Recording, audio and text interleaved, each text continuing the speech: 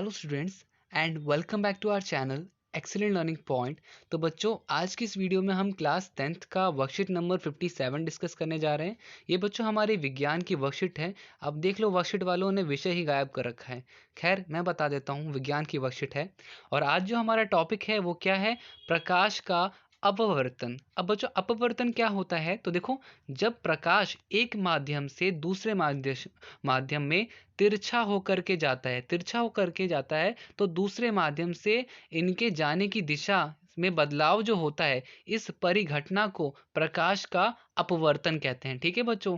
अब जैसे कि आप देखोगे कि कोई प्रकाश क्या हुआ, कोई प्रकाश यहाँ से आया और यहाँ से आया, तो हमारे हिसाब से तो ये यहाँ जाना चाहिए था एकदम स्ट्रेट, बट होता क्या है कि बच्चों ये तिरछा होकर के कहीं और ही जाता है। ठीक है, इसे क्या कहते हैं? इसी घटना को अपवर्तन कहते हैं। वापस से बता रहा हूँ बच्चों कि अगर कोई प्रकाश की किरणें आती हैं, जैसे सपोज यहाँ से आ रही है, तो सीधा सीधा जाएगी हमारे हिसाब से, बट ऐसा नहीं होता है। अगर किसी पारदर्शी वस्तु, पारदर्शी हो गया बच्चों जो आर पार दिखाई देता हो, वहां पर ऐसा नहीं होता है। वहां पे क्या होता है कि आप देखोगे यहाँ से वो तिरछा होकर के, फिर तिरछा होकर के क्या कहते हैं, रिफ्लेक्ट करता है। ठीक है, परावर्तित होता है। तो ये क्या है बच्चों? इसे ही अपवर्तन कहते हैं। ठीक है, तो बच्चों इसे कहते हैं प्रकाश का अपवर्तन। तो प्लीज आप ये चीज ध्यान रखना।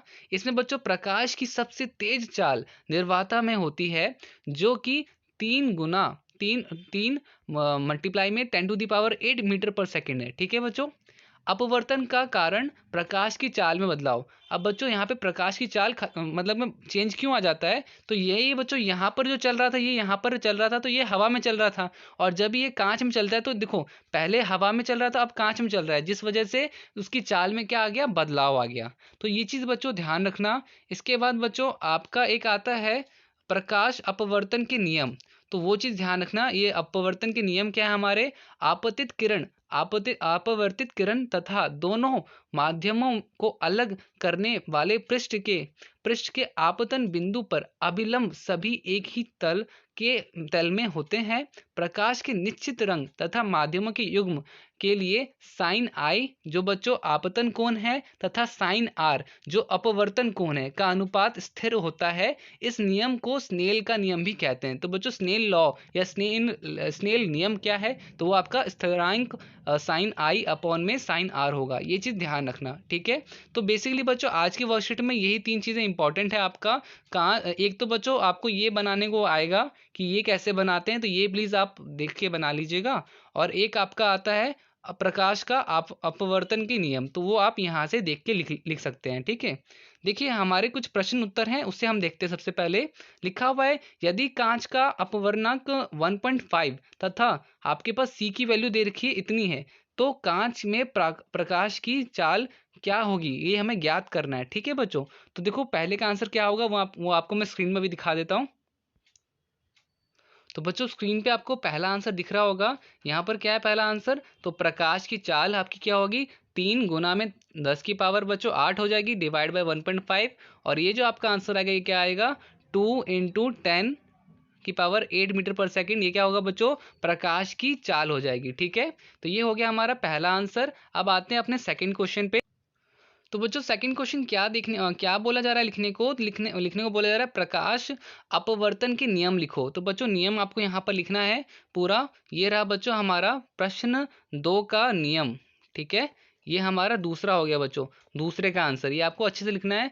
आपतित किरण और अपरिवर्तित किरण तथा दोनों माध्यम को अलग करने वाले पृष्ठ के आपतन बिंदु पर अभिलंब सभी एक ही तल में होते हैं, पहला चीज। और दूसरा बच्चों, प्रकाश के निश्चित रंग तथा माध्यम के युग्म, मतलब कि बच्चों आपका साइन आई का जो कोण बनता है और साइन आर का जो कोण बढ़ता है, मतलब कि आपका आपतन कोण और अपवर्तन कोण, ये दोनों का अनुपात क्या होता है, रेशियो क्या होता है बच्चों? सेम होता है। और स्थिरांक इज इक्वल टू क्या होता है? साइन आर अपॉन में साइन आई अपॉन में साइन आर। तो ये आपको बच्चों दूसरे का आंसर लिखना है। प्लीज आप सब लिख लीजिएगा अच्छे से इसे।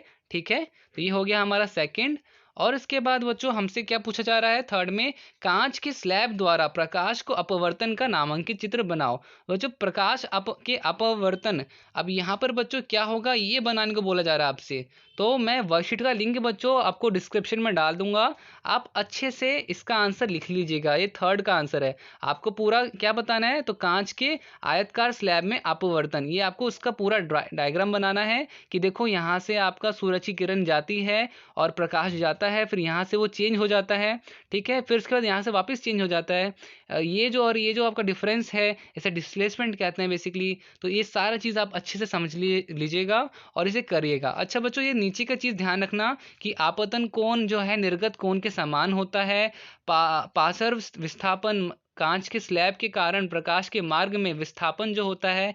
और तीसरा, पार्श्व विस्थापन निम्न कारकों पर निर्भर करता है। सबसे पहला, पदार्थ का अपवर्तनांक, कांच का स्लैब, और कांच के स्लैब की चौड़ाई। ये बच्चों बहुत ही मेन इंपॉर्टेंट चीज़ होती है अपवर्तन की वजह अपवर्तन के लिए, ठीक है। तो ये चीज़ें ध्यान रखना बच्चों, और इसी से हमारे तीनों क्वेश्चन आंसर्स खत्म होते हैं। उम्मीद करता हूँ सारी चीज़ें आपको समझ में आई होंगी। तो अगर बच्चों वीडियो अच्छी लगी तो लाइक शेयर कमेंट कर दीजिएगा, और अगर आप चैनल पे नए हो तो चैनल को फर्स्ट टाइम आए हो तो चैनल को सब्सक्राइब कर लीजिएगा, बेल आइकन प्रेस कर लीजिएगा। आज की वीडियो में इतना ही, बाकी मिलते हैं नेक्स्ट वीडियो में। तब तक के लिए bye bye and take care.